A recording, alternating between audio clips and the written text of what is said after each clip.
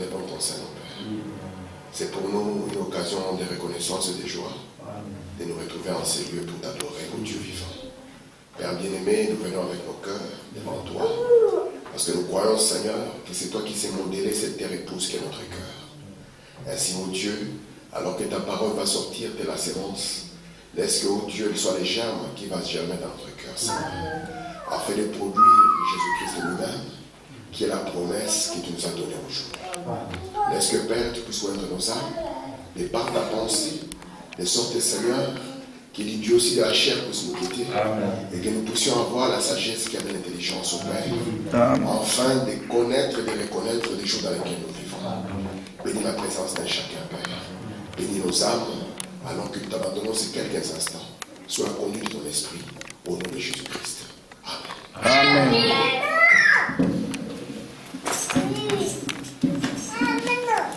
Je vous salue tous au nom de Jésus-Christ. Amen. Alors que nous sommes debout, nous allons ouvrir nos Bibles dans Ésaïe. Lisons ensemble dans Ésaïe à son chapitre 56. Et nous allons commencer au verset 6. Ésaïe 55 à partir du verset 6. Excusez-moi. C'est là où je vais lire. Ésaïe 55, je commence à lire le verset 6. C'est là où nous sommes en train de lire tous ces jours-ci. Il est écrit ceci. Cherchez l'Éternel pendant qu'il se trouve. Invoquez-le tandis qu'il est prêt. Que les méchants abandonnent sa voie et l'homme d'iniquité ses pensées. Qu'il retourne à l'Éternel qui aura pitié de lui, à notre Dieu qui ne se lasse de pardonner. Car mes pensées ne sont pas vos pensées, et vos voix ne sont pas mes voix, dit l'Éternel. Amen. Autant les cieux sont élevés au-dessus de la terre, autant mes voix sont élevées au-dessus de vos voix, et mes pensées au-dessus de vos pensées. Comme la pluie et la neige descendent des cieux, et n'y retournent pas sans avoir arrosé, fécondé la terre, et fait germer les plantes, sans avoir donné de la sémence au semeur, et du pain à celui qui mange. Ainsi en est-il de ma parole qui sort de ma bouche, et ne retourne pas à moi sans effet, sans avoir exécuté ma volonté et accompli mes desseins. Amen. Oui, vous sortirez avec joie et vous serez conduits en paix. Les montagnes et les collines éclateront d'allégresse devant vous, et tous les arbres de la campagne battront des mains. Amen. Au lieu de l'épine s'élèvera les cyprès, au lieu de la ronce croîtra le myrte. Et ce sera pour l'Éternel une gloire, un monument perpétuel impérissable. Amen. Amen. Que Dieu ajoute des bénédictions à l'étude de sa parole. Amen. Nous pouvons nous asseoir. Que Dieu vous bénisse tous. Amen. En arrivant, j'expliquais un peu à Sœur Claudine ce qui m'est arrivé aujourd'hui. J'ai eu une bonne aventure. Je n'ai pas ma tablette avec moi, mais je vais prêcher avec mon téléphone. Voilà. Elle sert de qui? Je vais essayer avec le téléphone.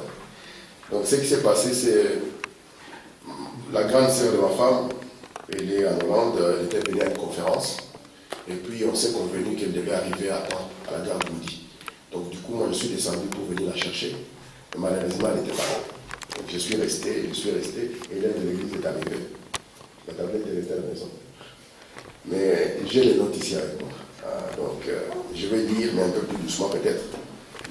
Je crois que je vais y arriver. Donc là, il m'a écrit, il est à la gare Goudi, je lui ai dit que je suis à l'église, donc il apprendrait après la réunion. Donc, comme vous le savez, nous sommes en train de parler. Donc, du coup, en venant, j'ai laissé la famille à la maison. Et la famille n'est plus venue. Ok. Donc, en venant, la dernière fois, nous avons parlé sur la pensée.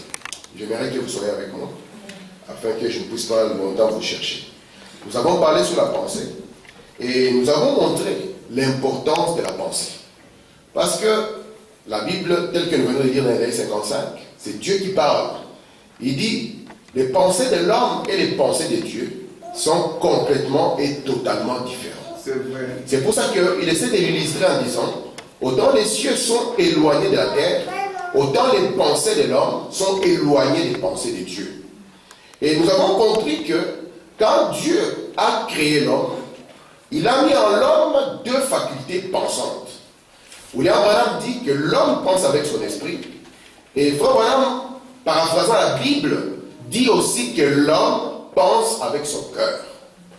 Et l'homme n'est pas telle est la pensée de son esprit, mais la parole nous montre que l'homme est telle la pensée de son cœur. Amen. De sorte que ce que nous avons comme pensée dans le cœur, c'est ce que nous allons être. Et comme une pensée est toujours un mystère, parce que ce qui est dans le cœur de l'homme, il faut être le prophète pour le voir. Yes, sir. Parce que le prophète seul connaît le cœur. Alors, comme la pensée d'un homme est un mystère, comment est-ce que nous comprendrons la pensée d'un homme? C'est lorsque nous verrons les œuvres de cet homme. Parce que les actes d'un homme prouvent à suffisance la pensée qui est en lui. Et nous avons compris qu'il est pour nous très primordial de saisir ce que Dieu avait dans sa pensée pour notre génération. Parce que si nous n'obtenons pas cela, nous serons les hommes les plus tristes et les hommes les plus malheureux. Je vais lire une citation de Frère Branham. Je crois que je l'avais lu la dernière fois. Frère Branham dit ceci: je suis dans le fondement fondamental pour la foi. Au paragraphe 15. Il dit ceci: si vous voulez reculer un peu plus dans le passé, aussi loin qu'on peut remonter dans l'histoire, vous verrez la parole. Au commencement était la parole. Mais qu'est-ce que la parole? Une parole est une pensée manifestée, une pensée exprimée. Dieu, premièrement, il pensait, puis il l'exprima, et elle devint une parole. Et la parole devient matérielle. Donc, le processus pour qu'une chose devienne matérielle, selon le prophète Branham, c'est que la chose commence d'abord par la pensée. Il est en train de montrer la manière dont Dieu fonctionne. Amen. Parce que Frère Branham nous a dit que bientôt, l'Église doit atteindre une sphère.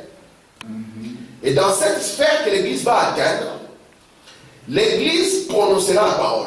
Alléluia. Et quand il prononcera la parole là doit se matérialiser. Et Frère Branham nous explique la manière pour lui qu'une chose se matérialise selon le plan de Dieu, c'est que Dieu commence d'abord par une pensée. Après, Dieu, la deuxième des choses, il va exprimer sa pensée. Et la troisième des choses, c'est que cette pensée exprimée va devenir matérielle. Vous êtes avec moi? C'est le cas par exemple du Seigneur Jésus. Il était une pensée comme un attribut. Amen. Et de cette pensée, Dieu l'a exprimée. Vous voyez, il n'est pas venu de la pensée directement dans le matériel, bien dans la matière, mais il devient la parole. Et c'est pour ça qu'on va nous dire qu'après, la parole a été faite chair. Amen. Frère Benjamin, c'est clair? Donc, de sorte que si l'épouse doit en arriver au point où il prononce quelque chose et la chose se matérialise, c'est que cette chose que l'épouse doit prononcer doit premièrement commencer par les cycles de la pensée. Yes. C'est pour ça que nous voulons d'abord que la pensée que nous allons recevoir puisse être la pensée de Dieu. Parce que si ce n'est pas la pensée de Dieu, ce qui va se produire dans le matériel ne sera rien d'autre que le système Satan. Amen. Vous êtes avec moi? Amen. Parce que nous pouvons nous poser la question.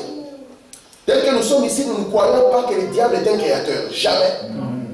Mais Frère Branham dit que nous avons vu que de l'Éden que Dieu voulait avoir, Lucifer en a produit aussi une Éden. Et comment cela est-il arrivé? C'est que l'Éden de Satan a commencé par une pensée. C'est pour cela qu'un jour, Jésus venant selon la pensée de Dieu, selon la pensée de Dieu, le but pour lequel Jésus a été envoyé, c'était que Jésus devait mourir à la croix. Et un jour, il annonce cette pensée divine en disant: mes frères, je dois mourir. Nous constatons qu'il y a un qui dit qu'il aime le Seigneur. Amen. Et Et il pense réellement qu'il aime de l'amour. Et il dit, Seigneur, c'est pas bien que tu puisses mourir. Vaut mieux que nous puissions rester ici avec toi. Et quand on prendra le pouvoir, on va faire du bien au peuple. Cela était une pensée. Et remarquez, heureusement que Pierre n'était pas les gens, les chrétiens que nous avons aujourd'hui. Parce que directement, Jésus l'a réprimandé. Et lui a dit, arrière de moi, Satan. Amen. Je crois que si un frère appelle un autre Satan, ça passera sur Internet. Il dit, en plus, un pasteur, s'il appelle sa brebis Satan. Vous vous rendez compte quel genre de pasteur? Il manque de cœur. Il dit, arrière de moi, Satan. Pourquoi? Parce que les pensées que tu es en train de mettre et que tu veux voir être matérialisées, c'est les gains de Satan. Amen. Et je vais vous dire la vérité, mes frères. Je vais vous montrer un exemple qui va vous émerveiller dans la Bible. On va prendre la Bible. La chose que Dieu cache, c'est sa pensée. C'est une chose que Dieu cache et il ne les révèle pas à n'importe qui. Amen. Dieu peut laisser que vous puissiez avoir, parce que remarquez, la pensée a deux expressions. Lorsqu'elle est exprimée, on peut la voir comme parole parlée, on peut la voir aussi comme parole écrite. Comprenez ça? Amen. Lorsqu'elle est exprimée, on peut la voir comme parole écrite. C'est pour ça que les gens disent que la Bible, c'est la parole de Dieu. Amen. Nous ne refusons pas, mais ce n'est pas toute la vérité. Parce que frère Madame dit, il n'y a rien dans la Bible qui soit directement la parole de Dieu. Alors Dieu peut vous laisser, comme nous avons dit, il peut vous laisser l'écriture. Vous avez l'écriture avec vous. Vous avez des citations avec vous. Vous avez des brochures avec vous. Amen. Parce que vous pouvez vous rendre compte, depuis que le monde existe, on n'a jamais imprimé les Bibles comme aujourd'hui. Amen. Si nous allons à la rite monétaire ici, vous allez voir beaucoup de types de Bibles. Tradition d'Arby, Louis II, Seigneur, Septante. Ce sont des traditions. Et on peut avoir la Bible, remarquez, je suis venu avec une Bible en papier pour honorer Guitenberg, mais je suis venu aussi avec ma Bible et mes brochures ici. Alléluia. Dans ce petit appareil. De sorte qu'aujourd'hui, la Bible est tellement répandue. Mais William Branham dit, nous n'avons jamais eu des païens comme aujourd'hui. Cela semble être contradictoire. Autant on a imprimé les Bibles, autant cela devait nous donner beaucoup de gens. Autant aujourd'hui, nous sommes confrontés à beaucoup de païens. Ouais. Mais qu'est-ce que Dieu a caché? Amen. Ce que Dieu a caché, c'est sa pensée. Très bien. Amen. De la même manière que cette Bible est inspirée, c'est la même inspiration que le message a. Frère Branham dit que de cette Bible, 900 dénominations sont sorties. Et aujourd'hui, dans le message, il y a autant d'interprétations, autant de tendances, autant de chemins que possible. Pourquoi? Parce que ce que Dieu cache, c'est sa pensée. Alléluia. Et Branham me dit, ce que moi je vous apporte, mes frères, c'est ce qui était dans l'arrière de la pensée de Dieu. Amen. Amen. De sorte que si vous saisissez la pensée, parce que, remarquez, je prends le micro avec moi. Remarquez, moi je n'ai pas la voix de faire à moi. Alléluia. Lui c'est un poumon d'acier. Regardez, remarquez un peu. Souvent quelqu'un peut dire, j'ai l'écriture frère, j'ai l'écriture, j'ai la citation. Jésus est venu, il savait que les gens de son temps s'appuyaient sur les Écritures. Mais il leur a dit, l'écriture va vous tuer si vous n'avez pas la pensée. C'est pour ça que Branham dit, il dit, comprenez-moi par ce que je vais dire, pas simplement ce que je dis. Et il dit, j'espère que l'Église a atteint un point où elle veut comprendre ce que Dieu voulait dire à l'Église sans le dire ouvertement. Donc vous comprenez, c'est la pensée que nous devons recevoir. Parce que je vous ai dit de la même manière que les dénominations, chacun est parti dans son sens. Personne n'a pris le Coran. Amen. Personne n'a pris un autre livre. Ils ont dit, nous allons prendre la Bible. Et cette Bible sur laquelle ils étaient censés être bâtis, fit leur propre tombeau. De même, aujourd'hui, les frères ont pris les brochures. Et les brochures, avec le temps, maman Claudine, ça va devenir amer.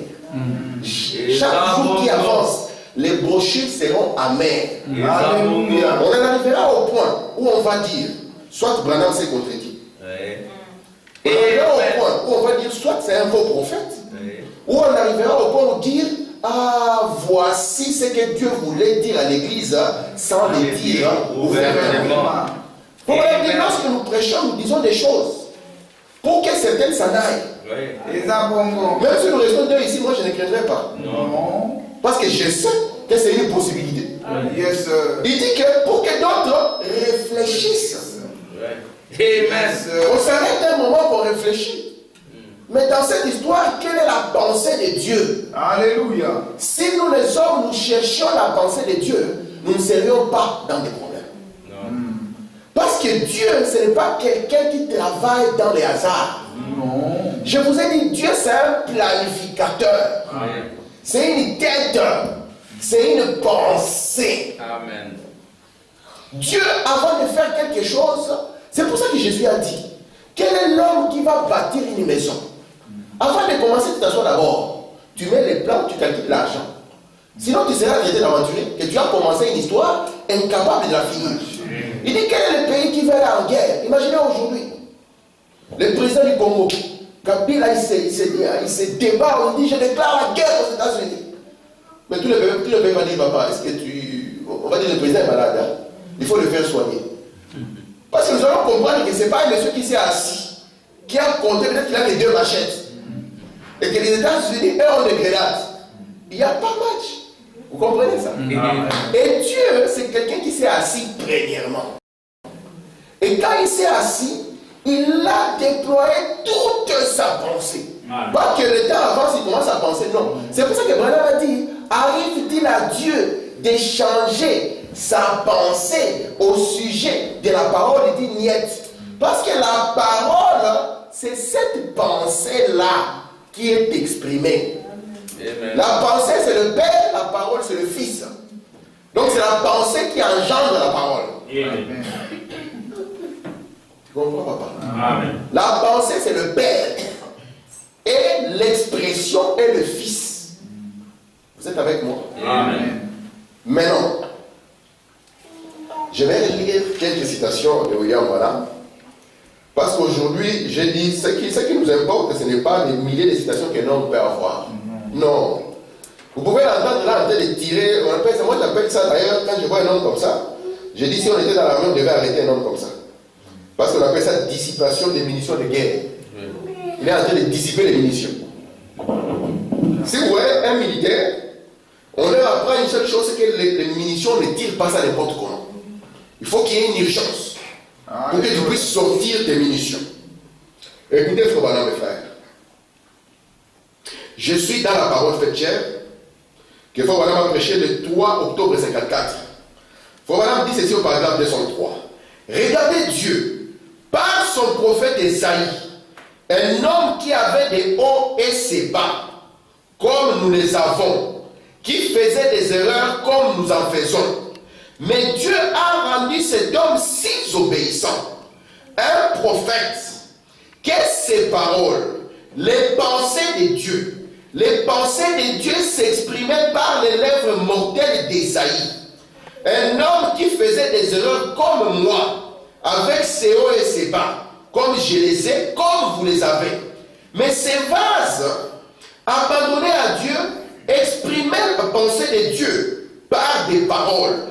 Peu importe ce qu'elles étaient, les paroles d'Esaïe devaient s'accomplir car elles étaient la pensée de Dieu qui s'exprimait par Esaïe. Amen.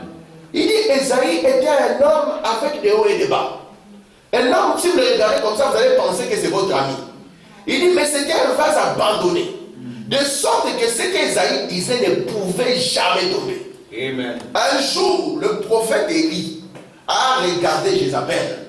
Parce que Jézabel avait fait couler les champs de Naboth. Et vous savez que nous sommes les types de Naboth. Il voulait lui prendre son héritage. Amen. Et nous savons que nous ne sommes pas des serviteurs. Nous sommes des fils qui nous battons pour notre héritage. Amen. Et Jézabel voulait que nous puissions abandonner l'héritage. Alors il a fait couler les sangs des saints au long des âges. Mais Élie le prophète a fait tomber le jugement. Amen. Frère Branham dit, Élie représente la justice de Dieu. Amen. C'est pour ça qu'il vous a été dit, cherchez vraiment le royaume et sa justice. Amen. Alors il a dit, les chiens mangeront ta chair. Amen. Les gens ont oublié cette écriture. Les paroles prononcées par Esaïe, c'était les paroles que Dieu avait prononcées au travers des lèvres humaines. Quand on l'a jeté à part Dieu, et qu'elle tomba par terre, on l'a laissé là-bas pour aller manger, et puis on a eu pitié d'elle en disant, nous allons essayer d'aller l'enterrer. Quand ils sont partis à prendre, ils ont trouvé que les chiens avaient effectivement mangé cela. Et puis ils se sont souvenus des paroles du prophète. Amen. Faut même dire, c'est un homme avec ses hauts et ses bas. Amen. Mais ce n'est pas votre copain. Non. Dieu l'utilise de sorte que lui se connecte à la pensée de Dieu.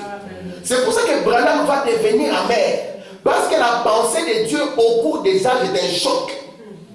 Quand Jésus est venu avec la pensée de Dieu à son temps, c'était un choc. Amen. Amen. Branham dit, lorsque la colonne de feu vient, elle vient pour exprimer la pensée de Dieu.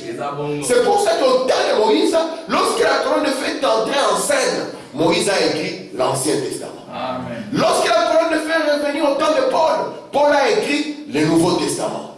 Et quand la colonne de feu revient dans cet exode, c'est pour l'interprétation parfaite de l'Ancien et du Nouveau Testament. Amen. Je pense que quand Jean avait déclaré, voyez Jésus s'avancer, voici l'agneau de Dieu qui ôte le péché du monde, cela était un trouble pour tout le peuple. Amen. On savait qu'il y a un agneau à 2 pattes, à 4 pattes. Et puis on a vu un agneau maintenant qui marche comme ça. Frère Benjamin, un agneau qui marche comme ça.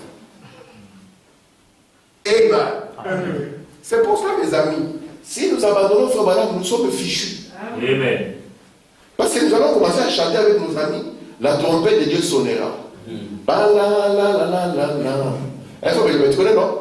Ba la la la. Et nous allons danser. Nous allons transpirer. Nous allons penser que nous louons Dieu. Alors que Dieu n'est pas dans cette affaire. Souvenez-vous, mes frères, la leçon d'Israël doit être une grande leçon pour nous. Israël a été égorgé jusque dans les tabernacles. Parce que nous croyons que ces tabernacles étaient devenus Icabod. La gloire de Dieu l'avait quitté. Et combien d'églises, quand ils perdent la pensée de Dieu, deviennent des Icabod. Lorsque je parle d'église, ce n'est pas des bâtiments, mais des individus. C'est pour cela que le méchant abandonne sa voie. Et l'homme d'iniquité, son mal, qu'il revienne à l'éternel. Nous allons lire ce que son madame parle de la conversion. Amen. Vous savez, souvent, on vous a mal prêché les pharisiens. On vous a dit que les pharisiens étaient des hypocrites, des voyous. Non, c'est faux. William Branham dit que c'était des hommes pieux. Et Paul le dit, il dit, je vivais comme un pharisien. Les pharisiens, c'est le niveau le plus élevé dans la droiture. Alléluia. Mais ici, il s'agit d'au-delà de la droiture. C'est la pensée de Dieu. Amen. Vous pouvez être un homme droit, mais si cela ne vient pas de la pensée de Dieu, vous êtes en train de perdre votre temps inutile. Amen. J'aime dire aux gens, je l'ai dit dans une église, on était contre moi. J'ai dit, ici à l'église, il n'y a pas un endroit où le pasteur peut toucher, et puis vous jette comme ça, vous êtes sauvé. Il n'y a pas un salut ici. Exact. Amen. J'aime quand les gens croient comme ça, il n'y a pas de salut. Amen. Donc ici, il s'agit de l'assemblée des sauvés. Parce que la Bible dit qu'on ajoutait à l'église ceux-là qui étaient perdus. Non. Ah, ok. On ajoutait à l'église ceux-là qui étaient sauvés. Parce qu'ils avaient la pensée de Dieu. Amen. Laissez-moi lire encore une citation. Écoutez, voilà, dans le message L'Arche intime de Christ, prêché le 22 mai 1955. Branham nous dit ici, paragraphe 80. Qu'en serait-il si moi aujourd'hui, je ne voulais plus de mes yeux, en laissant qu'on me les crève? Si je refusais de garder mes yeux, je prendrais quelque chose et me les crèverais. je ne peux donc pas voir. C'est ainsi qu'il en est spirituellement. Si un homme refuse de plonger son regard dans la parole de Dieu pour voir le plan et de voir Dieu, il se crève automatiquement les yeux. Amen. Il ferme lui-même ses yeux aux choses de Dieu. Quel jour, quel temps, quelle leçon nous devons apprendre aujourd'hui en regardant autour de nous en ces temps de la fin. Frère Madame dit, c'est un âge où les gens ne s'asseyent plus pour apprendre. Tu vas déclarer quelque chose. Allez, frère, vous savez, le 7e millénaire sera le millénium. Moi, je déclare ça. Un homme, directement, il entend ça. Il court. Vous avez entendu le frère.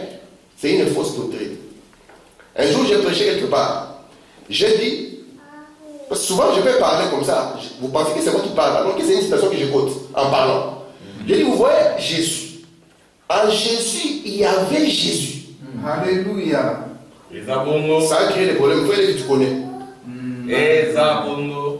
Fausse citation, ça n'existe pas. Tout ça et tout ça. Maintenant, le frère qui parle, tu le prends, tu lui montres. Parce que la pensée n'y est pas. Et quand je vous dis, ici, c'est l'expression de la pensée. Alléluia. Nous croyons fermement qu'en Jésus, il y avait Jésus. Exactement. Et c'est pour ça que le Jésus qui était invisible, il s'exprimait par le Jésus visible. De sorte que le Jésus visible ne pouvait lui dire qu'il n'a rien fait. Il savait que le Fils ne fait rien. C'est le Père qui est la pensée. Amen. Et tout ce qu'il doit faire, c'est ce que le Père voulait, lui, il l'exprime. Mais ce n'est pas une fausse doctrine. William Branham me dit qu'à Gethsemane, le Jésus qui était en Jésus s'est séparé de lui. Yes, sir. Il dit parce que Dieu ne peut pas mourir. Amen. Nous ne croyons pas ici que Marie est la mère de Dieu. Non, monsieur, c'est une fausse doctrine. Yes, sir. C'est une doctrine catholique.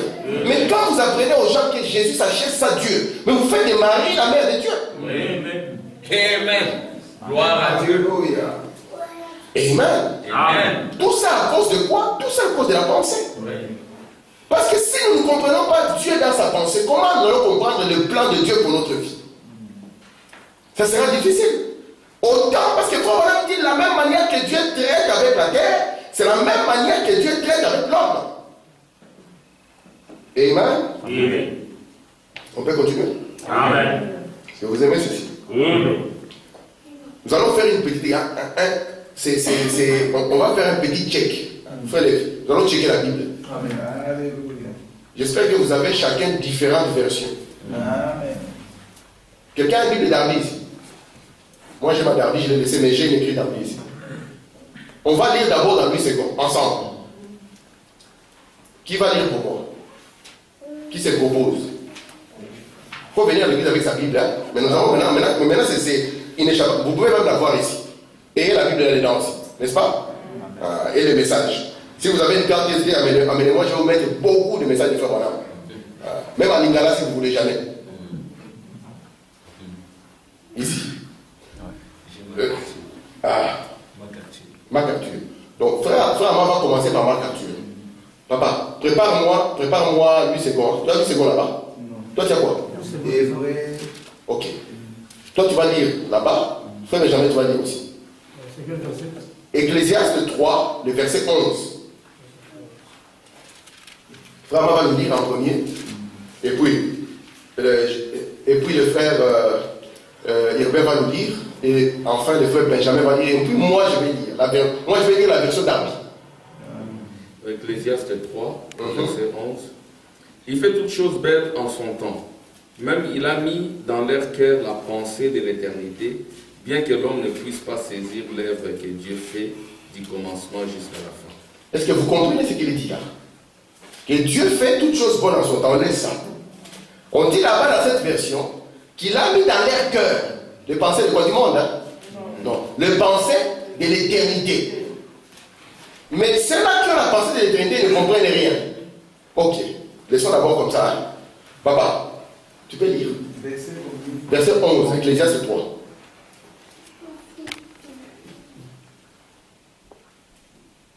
l'homme, il fait toutes choses belles en son temps. Oui. Même il a mis dans leur cœur la pensée de l'éternité, bien que l'homme ne puisse pas saisir l'œuvre que Dieu fait. Parfait. C'est presque la même chose. Frère Benjamin, je suis sûr que lui aussi ne va pas s'éloigner de ce chemin-là. Frère Benjamin, vas-y.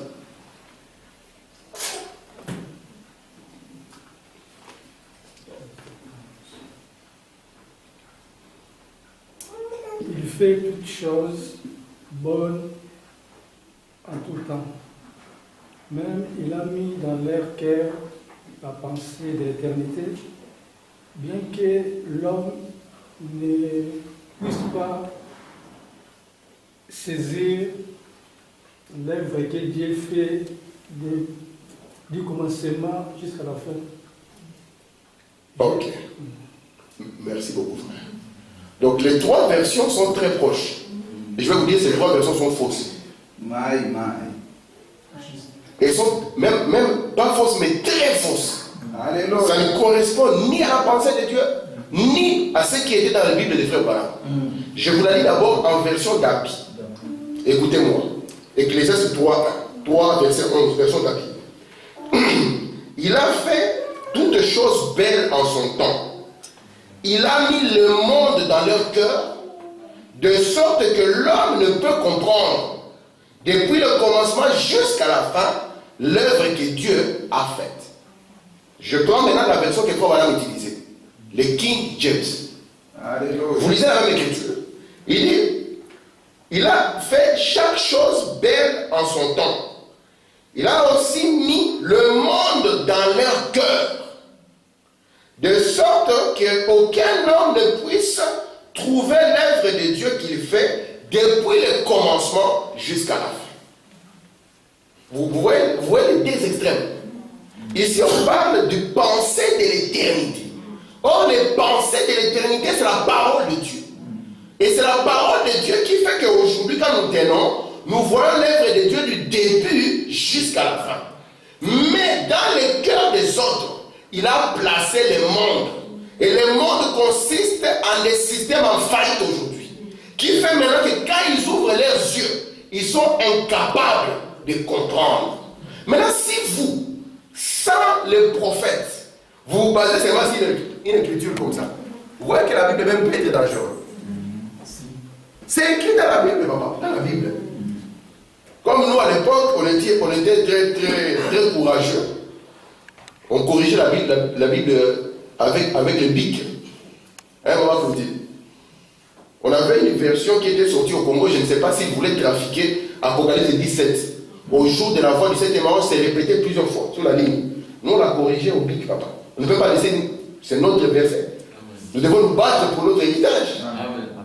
Amen. Amen. Ce que je suis en train de dire, c'est quoi, mes frères? Nous voulons bâtir cette église sur la pensée de Dieu. Amen. Parce que nous ne voulons pas dépendre de ce que le frère tel va penser de nous. Ce n'est pas ce qui est important. Et pourtant, la vie des chrétiens aujourd'hui, c'est qu'est-ce que celui-là va penser? Qu'est-ce qu'il va dire? Non, nous voulons être bâtis sur ce que Dieu pense. Amen. Parce que je veux que Dieu place en vous les pensées de l'éternité, pas les pensées du temps. Amen. Amen. Écoutez, frère, je suis dans Jéhovah Jireh. Jéhovah Jireh, troisième partie. Frère nous dit ceci au paragraphe 17. Il dit, malgré la décision des autres de quitter Jésus, ici nous voyons que ces disciples étaient prédestinés. Ils étaient ordonnés à la vie éternelle. Non, ils ne pouvaient pas l'expliquer. Ils ne pouvaient pas expliquer plus que ce qui était parti.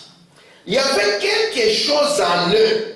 Cette représentation au ciel. Ils pensaient que Dieu avait d'eux, avant la fondation du monde, s'est manifesté ici. Ils étaient connectés à Dieu. Ils étaient certains que c'était la promesse de Dieu qui s'est confirmée. Et rien n'allait leur faire changer cette idée. C'est là un christianisme réel et authentique. Amen. William Branham dit, lorsque les semences paroles parlées sont venues sur la terre, ils avaient en eux la représentation. du programme de Dieu. De sorte que, lorsqu'ils voient le programme de Dieu se dérouler sur la terre, ils étaient connectés à cela. Vous savez que ce que les prêtres n'ont pas vu à l'église, une petite prostituée, aussi souillée et sale que possible, l'a reconnue.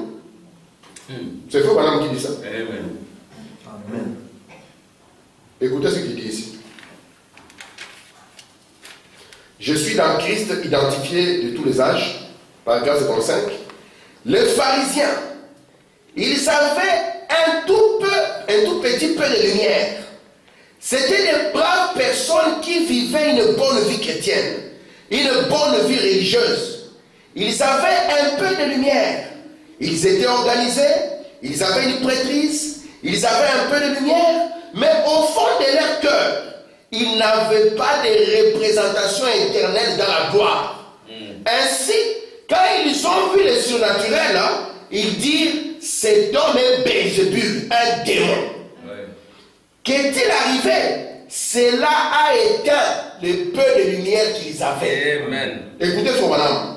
Mais il y avait une petite femme de mauvaise vie, une prostituée. Au fond de son cœur, elle avait une représentation d'une des pensées de Dieu. Elle était là, empêtrée dans le péché. Mais lorsqu'elle vit cela arriver, elle dit, messieurs, je perçois que vous êtes un prophète. Je sais que lorsque le Messie viendra, il nous dira ces choses. Qu'est-ce que cela a fait? Cela a purifié sa vie. Alléluia. Il était le rédempteur pour elle parce qu'il pouvait la relever d'où elle était venue. Vous êtes là? Amen. Cela a purifié sa vie. Même le peu de lumière qu'ils avaient là va partir. C'est pour ça qu'il dit avec le temps, ça va devenir amer. Amen. Mais je me demande, parce que Amen. Billy Paul, il est à la porte du départ. Ezabongo. Alléluia. Il a embrassé son ami le frère Coleman. Il a pleuré avec Coleman. Amen. Il a dit Coleman, nous sommes partants maintenant. Et le frère Coleman, lui, est déjà parti. Le frère Billy Paul bientôt partira. Qu'est-ce que vous allez dire? Parce que vous refusez la pensée de Dieu. Les pharisiens, ils savaient un peu de lumière. Mais quand Jésus est venu, ils l'ont traité de fausses doctrines. Frère, c'est un temps où les gens ne veulent pas s'asseoir. Ils ne veulent pas apprendre. Le seul mot qu'ils ont, c'est fausse doctrine. C'est comme s'ils ont le monopole ou les tests d'une fausse doctrine. Faites attention d'appeler la pensée de Dieu une fausse doctrine. Parce que cela ôtera votre chandelier. Vous vous retrouverez complètement et totalement dans les ténèbres. Et les ténèbres d'aujourd'hui, c'est quoi? Ce n'est pas que la lumière va s'éteindre. Non. Ils auront toujours de plus en plus beaucoup de lumière naturelle. Mais la lumière spirituelle qui est le Fils, ils n'auront plus. Amen. Amen. Écoutez, frère, voilà. Je suis dans la brèche. Je suis en train de me diriger à la fin. Paragraphe 55. Il dit ceci. Ces livres leur révélé que lorsque les âges de l'Église et les âges des dénominations sont terminés, Amen. et qu'il n'y a plus de temps, on a résolu cette équation, il n'y a plus de temps. Nous avons dit c'est la fin de la 70e semaine. C'est Branham qui a défini. Ok. Il dit, vous voyez, il n'est révélé qu'une fois que les âges de l'Église et les âges des dénominations sont terminés. Écoutez la conséquence. Paragraphe 56. C'est pour cette raison qu'il y a un tel méli-mélo. Il dit, vous voyez, il dit, c'est la raison pour laquelle il y a un tel méli-mélo. Vous voyez, il déniche une petite doctrine, il part en courant ce côté-ci, en disant ce qu'il faut, c'est ceci. Un autre déniche une petite doctrine, il part en courant ce côté-là, en disant ce qu'il faut, c'est ceci. Et chacun construit une dénomination d'après cela, au point qu'on a des centaines de dénominations. Mais malgré tout ça, en voyant tant de confusion, les gens se demandent, la vérité, c'est quoi? Voilà exactement où on en est aujourd'hui. Amenez quelqu'un dans le message. Oh, toi tu es d'où? Parce que tout le monde à Kinshasa, ils savent que c'est elle Shekina et elle Rigini. Maintenant on dit, toi tu es d'où? Là tu dis, je ne suis ni de l'un ni de l'autre. Et c'est quoi encore ce nouveau courant? Parce qu'il dit, quelqu'un déniche une doctrine, il court ici. Il dit, vous voyez, les sectaires tonnerres. Oh. Les 7 tonnerres, mon frère. Les 7 tonnerres. On dit, ah, amen. Donc, on dit, non, ce n'est pas les 7 tonnerres. D'ailleurs, moi, j'ai beaucoup de respect pour les frères qui ont refusé le 7e jour. Alléluia. C'est juste. Parce que, vous voyez, le frère Franck, on a beaucoup de respect pour ses papas. Amen. Il connaissait les conséquences du 7e jour. Amen. Il sait que c'est dangereux qu'un homme dise que le 7e jour est ouvert. Alors il a dit, rejetons cela, mes frères. Attendons jusqu'au jour où nous verrons littéralement un ange descendre avec un pied sur la mer et l'autre sur la terre. Mais voilà, nous a dit que le 7e ange doit être sur la terre au moment de cette venue. Amen. C'est pour ça que nous avons commencé à déployer les plans. Je vous ai dit, vous qui voulez connaître qu'est-ce qu'est la venue, vous devez connaître les conditions préalables pour que la venue puisse avoir lieu. Amen. Et nous avons lu ici, Branham a dit que Jésus ne peut jamais venir s'il n'y a pas de prophète sur la terre. Alléluia. Parce que s'il fait cela, alors il fera l'erreur que David avait commise. Donc la condition sine qua non pour que Jésus vienne, c'est qu'il doit trouver un prophète sur la terre. Parce que Jésus ne peut pas être présenté par un ancien. Non. Jésus ne peut pas être présenté par un pasteur. Non. Non, Jésus est la parole. Et la parole vient au prophète. Yes, sir. Savez-vous que Luther ne savait même pas qu'il était messager? Amen. Non. Si je prends William, on prend William, on le ramène au temps de Luther. Il va regarder Luther. Ah, ça va Luther. Ok. Il dit Luther, tu sais que tu es messager. De quoi tu as entendu parler? Donc toi, tu es messager. C'est toi qui es le début du grain de blé qui commence encore à sortir. Ah, mais comment tu connais ces choses? Mais si William arrive au temps de Luther, William ne peut pas baptiser les gens au nom de Jésus. Non. Il doit baptiser les gens au nom du Père, du Fils et du Saint-Esprit. Parce que Luther avait la portion de la parole pour ces tâches-là. Et la portion de la parole pour ces tâches-là n'était pas la pleine pensée de Dieu. Elle n'était qu'une ombre de la pensée de Dieu. C'est pour cela que l'agneau devait rester sur le trône. En d'autres termes, sinon le jugement allait frapper Luther. Yes, sir. Dieu devait le tuer. Yes, sir. Amen. Mais quand on arrive à la fin, c'est pour ça que le livre des sceaux, papa, tu as dit que nous sommes dans l'âge de la Odyssée. Et tu as le livre des sceaux dans les mains. Mais c'est dangereux de dire ça. My. Refuse d'abord que les sceaux ne sont pas ouverts. Et reste dans la Odyssée, nous dirons que tu es conséquent par rapport à ce que tu dis. Yes, sir. Mais Branham nous dit, c'est le titre même de la Bible. Il dit c'est le livre n'est révélé qu'une fois que les âges de l'Église et des dénominations sont terminés. C'est pour ça que vous savez que l'agneau devait rester sous le trône du Père jusqu'à ce que les derniers élus puissent entrer. Pourquoi? Parce que quand les derniers élus entrent, cela mettait fin aux âges de l'Église. Amen. Ezabongo. On dit, mes frères, comment vous allez dire que les âges de l'Église sont terminés alors qu'au Congo, il n'y avait même aucune église du message? Je dis, frère, tu ne connais pas les pensées de Dieu. Alléluia. Jésus est mort, toi tu avais déjà péché. Et puis tu dis qu'il est mort pour tes péchés. Il fallait d'abord qu'il attende que toi tu pêches toute ta vie. Et alors à la fin il va mourir. C'est pas comme ça.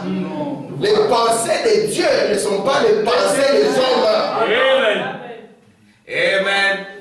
Très bien. Parce que le vrai vous, ce n'est pas celui-ci. Vous êtes l'esprit de Dieu. C'est pour ça que ça, c'est la photo familiale. Vous l'avez dit, vous étiez là. Amen. Mais je n'étais pas encore le haut, papa. Toi, tu penses que nous avons commencé quand cette chair a commencé? Non. Non, messieurs. Nous venons de très loin, d'un voyage lointain. Nous sommes les pensées de Dieu exprimées. Yes, sir. Amen. Non, ouais, frère, les tonnerres sont révélés. Nous attendons d'être enlevés. Qu'est-ce que tu as de dire? Rêve. Les 7e sceaux sont ouverts. Jésus n'est pas venu. Mais on te dit que les 7e sceaux, Branham me dit, voyez, il nous a caché les 7e sceaux. Il a dit pendant l'Odyssée. Mais il nous a caché les 7e sceaux. Parce que les 7e sceaux, c'est sa venue. Amen. Silence. Amen. Bon, les 7e sceaux, mais on attend Jésus, papa. Tu connais les jours et l'heure. Et tu ne connais pas si Jésus est venu ou pas. Je disais à frère Benjamin, j'ai dit, on nous a dit tel qu'il était est parti, tel qu'il reviendra. Je disais à frère Benjamin, je vais donner un exemple simple. Je dis, prends le métro qui quitte Ribocourt et qui va à la gare du Midi. Si toi tu étais là quand le métro est parti, et on dit tel que ce métro est parti, tel que ce métro reviendra, ça signifie que si Ribocourt était la première étape et que la gare du Midi était la dernière étape, lorsqu'il doit revenir, c'est que la gare du Midi sera la première étape et Ribocourt sera la dernière étape.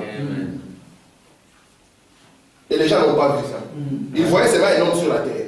Et puis après, c'était une colonne de feu. Après la colonne de feu, c'est une nuée qui l'a recouverte, disparu. Et ils pensent qu'ils vont encore voir je ne sais quoi. Ils verront toujours un homme sur la terre. Amen. C'est pour ça que cette nuée, lorsqu'elle est venue, elle devait descendre et venir tabernaculer dans un être humain. Parce que sur la terre, vous verrez toujours un être humain. Et c'est pour ça que Branham vous dit, c'est lui qui est parti sous forme d'époux. Donc l'aller, c'était l'époux. Maintenant, le retour, il sera sous forme d'épouse. Combien déjà attendent Jésus sous la forme d'épouse? Zéro. Ils ont la pensée. Un jour, la trompette sonnera. Quelle trompette, mon frère? Dieu n'est pas un musicien littéral. Qui va jouer? En plus, qui va jouer? Alléluia. Frère, Dieu te bénisse. Qui va jouer? Qui va sonner? C'est qui? Ancien. C'est pour ça, remarquez, parmi les 4 êtres vivants, l'aigle, les cris de l'aigle, on dit l'aigle trompette. Le lion, lui, il rougit.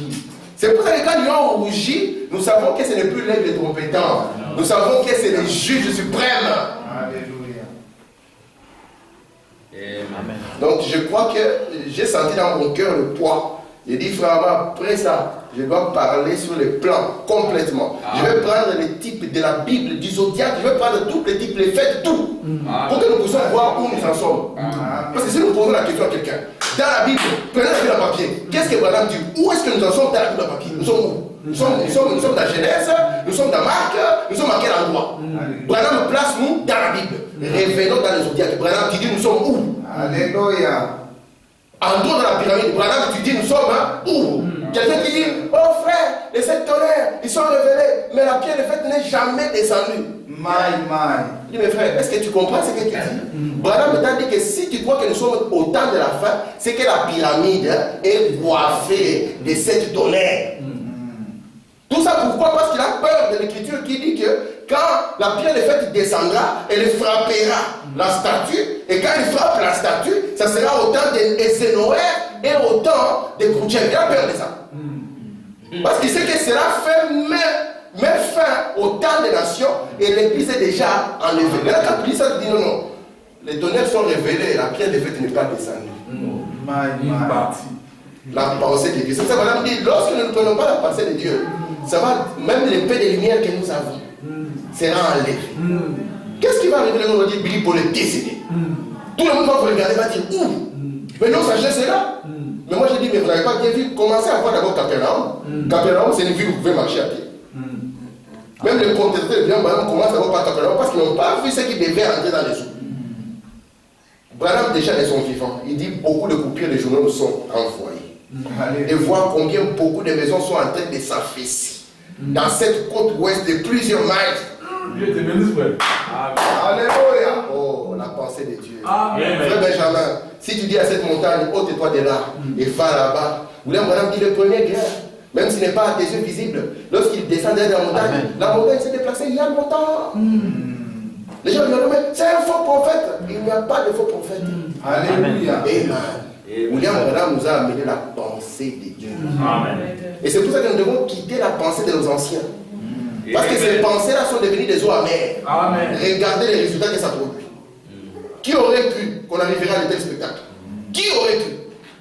Amen. Quand nous étions au début, en train de dire, ah, voilà mon moto, voilà ensemble. Comme ma femme n'est pas là, je vais en profiter. Mais aujourd'hui, lorsque nous regardons, nous sommes prêts à nous tuer pour l'argent. Nous sommes prêts à nous tuer pour les brebis. Nous sommes prêts à nous tuer pour la renommée. Qui lui crie? À l'époque, si on pouvait se battre, moi, il fait la main pour la chair, tu dis, oh frère, prends la chair, mon frère. Mais où est parti cet esprit? De paix, de lumière. Amen. Gloire à Dieu. Frère Benjamin, la pensée doit être là. Amen. Parce que si vous n'avez pas la pensée de Dieu, vous allez vous faire des imaginations. Et parce que tout ce qui est autour de vous, ce sera des fausses prophéties. Amen. Je connais une maman, c'est une femme commerçante, elle est très intelligente. Quand elle donne ses biens, vous savez, elle donne des dettes. Hein? Et nous, les frères d'aujourd'hui, nous avons difficile à payer nos dettes. Alors quand ils constatent que les frères ne veulent pas payer les dettes, ils sont les jokers. Frère, tu ne vas pas aller dans l'enlèvement. Je vous garantis, ils payent. Hein? Ils tremblent. Frère Robotica. Au Kennedy. Mais déjà comme ça, ils sont malheureux. Parce qu'ils sont en train de s'attendre à une fiction. Et lorsqu'ils ne verront pas ça, ils diront que Dieu ne tient pas ses promesses. Vous voyez, on revient encore aux promesses de Dieu. Et c'est encore le tribunal. Que toi, Dieu, tu ne tiens pas tes promesses. Le Fils de l'homme, lorsqu'il vient, j'ai fini, il ne quitte la terre que quand tout est accompli. Amen. Il ne peut pas quitter avant que tout ne soit accompli. C'est pour ça que dans la mathématique de Dieu, il faut madame dire le chiffre 7, c'est l'achèvement. Il faut madame dire c'est l'accomplissement de tout. C'est pour ça que nous croyons que lorsque nous allons entrer dans le 7e millénaire, nous prenons toujours la marque du 6e jour. Vous voyez ce que Branham nous a donné. Ne peut pas tomber. C'est la marque du 6e jour, avec laquelle nous continuons à entrer et prêcher dans le 7e jour. Amen. Parce que le 7e jour, on n'allait pas encore chercher la balle. Donc, après ceci, l'Esprit ne parlera. Dieu aura exprimé toute sa pensée. Amen. Malheur à moi si je refuse cette pensée. Amen. Frère Benjamin, toi, tu vas avoir un pasteur qui va te traumatiser. Tu ne respectes pas, frère, tu n'iras pas à l'enlèvement. Parce que vous savez, les hommes, ils aiment jouer avec le père des autres. Tu n'as pas de respect au serviteur de Dieu. D'ailleurs, au Congo, on avait écrit respect au serviteur de Dieu. Qui a ajouté ça? Et parce qu'à cette époque-là, ils définissaient les serviteurs. Mais aujourd'hui, nous croyons que nous sommes des fils. Amen. Et qu'un fils, il est respectueux vis-à-vis de son frère, vis-à-vis de sa soeur. Amen. Que Dieu vous bénisse.